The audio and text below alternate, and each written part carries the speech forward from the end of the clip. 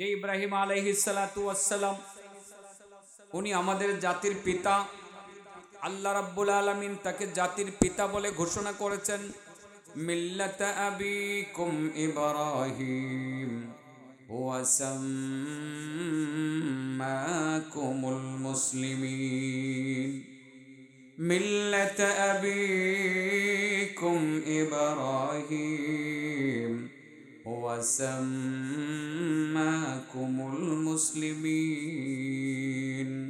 তোমরা তোমাদের জাতির পিতা ইব্রাহিম আলাইহিস সালাতু ওয়াস সালামের মিল্লতের উপরে প্রতিষ্ঠিত আছো, তিনি তো তোমাদেরকে মুসলমান বলে নামকরণ করেছেন। জাতির পিতাকে সময়ে হযরত ইব্রাহিম আলাইহিস সালাতু ওয়াস সালামের সময়ের মুজিজা আল্লাহ রব্বি কারীম ইব্রাহিম আলাইহিস সালাতু ওয়াস সালামের মাধ্যমে উম্মতের সামনে প্রকাশ করেছেন। দেখা গেল যে তখনকার মানুষ ইব্রাহিম আলাইহিস সালাতু ওয়াস সালামকে মানতে পারল না। না মেনে হযরত ইব্রাহিম আলাইহিস সালাতু ওয়াস সালামকে তারা আগুনে ফেলাইলো। কোথায় ফেলাইলো? নমরুদে অগ্নিকুণ্ড প্রজ্বলন করলো। সেখানে আমাদের সর্দার জাতির পিতা ইব্রাহিম আলাইহিস সালাতু ওয়াস সালামকে সেখানে নিক্ষেপ করলো। সেই আগুন থেকে ইব্রাহিম আলাইহিস সালাতু ওয়াস সালামকে আল্লাহ মুক্তি দান করেছেন।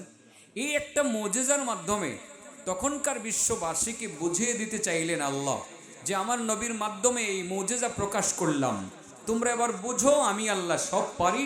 আমার নবী ইব্রাহিমের কথা শুনো, ইব্রাহিমের কথা শুনে এবার আমার একত্ববাদের স্বীকার করো। প্রত্যেক নবীকে আল্লাহ মুজিজা দিয়েছেন, দিয়েছেন না? সবার মুজিজা কিন্তু উম্মতের মধ্যে বিদ্যমান নাই। ইব্রাহিম নবীর এমন কোনো উম্মত আসেনি যে উম্মত এখন তারে আগুনে ফালাইয়া দিলে আগুন তারে জ্বালাইতো না। হ্যাঁ, উম্মত সেই মুজিজা প্রদর্শন করতে পারে না। ঠিক এরকম একটা মুজিজা ইউসুফ আলাইহিস সালামকে আল্লাহ দিছিল বা দিছিলেন। এমন একটা মুজিজা মুসা আলাইহিস সালামকে দিয়েছিলেন। এমন মুজিজা দাউদ আলাইহিস সালামকে দিয়েছেন। এমন মুজিজা সুলাইমান আলাইহিস সালামকে দিয়েছেন। এমন মুজিজা হযরতে সালেহ আলাইহিস সালামকে দিয়েছেন। এমন কিছু মুজিজা হযরত ইউনুস আলাইহিস সালামকে দিয়েছেন। এমন কিছু মুজিজা ঈসা আলাইহিস সালামকে দিয়েছেন। সর্বশেষে আমার নবীকেও মুজিজা দিয়েছেন। তবে আমার নবীর মুজিজাটা জ্বলন্ত, সর্ব জায়গায় বিরাজমান। উম্মত প্রতিদিন এই মুজিজার সঙ্গে নিয়ে চলতে পারে। আমার নবী যেমন শ্রেষ্ঠ, তার উম্মতেরাও সেই শ্রেষ্ঠ উম্মত হিসাবে নবীর মুজিজাটা ধরে রেখেছে এবং কিয়ামত পর্যন্ত ধরে রাখতে পারবে যদি তারা চেষ্টা করে। কি সেই আমার নবীর মুজিজা বলতাম? এটাই তো ওয়াজ। বসে বসে এটা ঠিক করছি, গাড়িতে বসে বসে কি করবো? কারণ যেখানে যাই গিয়ে দেখি ক্যামেরা তাক করে থাকে, যেখানে যাই আমি। আইসা যদি আমি একটাই কই তো হারা কই বোঝা এত দূর থেকে আবার আসছি, হ্যাঁ যেটা কইছে হ্যাঁ এটাই কইছে, মুশকিল না। পরে আমার গাড়িতে বসে বসে লেখাপড়া করতে করতে কাহিল। গাড়িতে বসে লেখাপড়া করলে মাথা ব্যথা করে যে আমার নিয়ে আরেকটাই জায়গা হেরা। আল্লাহু আকবার। চমৎকার একটি বিষয় যে আমার নবীর মুজিজাটা আছে না গেছে গা। ইব্রাহিম নবীর মুজিজা উম্মত কি দেখাইতে পারে? পারে না। হযরত ইউসুফ আলাইহিস সালামের মুজিজা উম্মত দেখাইতে পারে? পারে না। হযরতে মুসা আলাইহিস সালামের মুজিজা উম্মত দেখাইতে পারে? পারে না। দাউদ আলাইহিস সালামের মুজিজা উম্মত দেখাইতে পারে? পারে না। কার কি মুজিজা ছিল একটু বলতাম না একটা একটা করে? তাইলে ইব্রাহিম আলাইহিস সালামটাই বলি। ইব্রাহিম আলাইহিস সালামের মুজিজাটাই বলি। উনাকে তো নমরুদে কি করলো? আগুনে ফেলাইলো। 40 দিন ছিল আগুনে। কতদিন?